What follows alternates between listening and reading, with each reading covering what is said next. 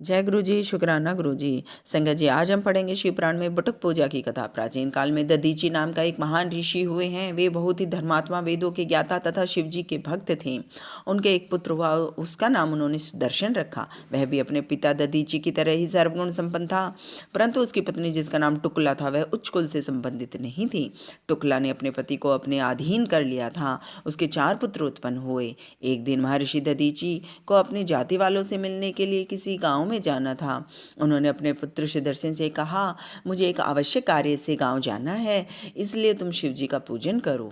इस प्रकार सुदर्शन को आदेश देकर महर्षि दधीची चले गए, परंतु उस गांव में महर्षि दधीची को कुछ दिन के लिए रुकना पड़ गया।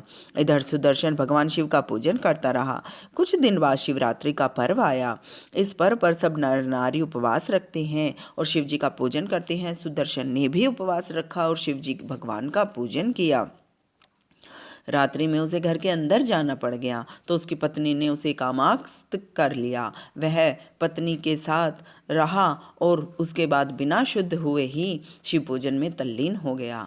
अंतर्यामी भगवान शिव जी ने यह देखकर उसे श्राप दिया कि आज शिवरात्रि के पर्व पर भी तूने स्त्री के साथ काम क्रीड़ा करके बिना शुद्ध हुए ही मेरी पूजा की है, इस कारण तू मूर्ख बन जा। इस श्राप से वह जड़ की तरह पागल होकर घूमने लगा। कुछ समय के पश्चात जब महर्षि दधीची लौटे, जब घर आए तो उन्हें सब कुछ देखकर बहुत दुख हुआ और उन्होंने कहा कि तूने अपना ही नहीं अपितु पूरे सारे कुल का सर्वनाश कर डाला है। अब क्या करना चाहिए? उन्होंने जगदम्बा पार्वती जी की उपासना प्रारंभ की। दधीची की उपासना से जगदम्बा प्रसन्न हुई।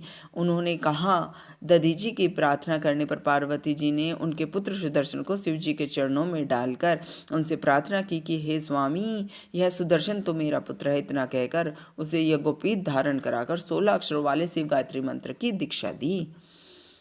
तब भगवती पार्वती जी की कृपा से सुदर्शन ने मंत्र का उच्चारण करके शिव जी का पूजन किया।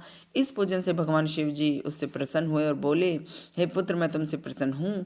मेरी तेरे ऊपर पूर्ण कृपा है। मेरे ऊपर समर्पित किए हुए धन, धान्य, घृत, तेल आदि सभी पदार्थ तेरे लिए हैं। तुम इनका उपभोग कर सकते हो। तुम हमेशा त्रिपुंड को धारण किए हुए शिव संध्या गायत्री जप करता बन जाओ। मैंने तुम्हारे सभी अपराध क्षमा कर दिए हैं। भगवान शंकर ने दधीची पुत्र सुदर्शन तथा उसके 4 पुत्रों का भी बटुक रूप में अभिषेक किया।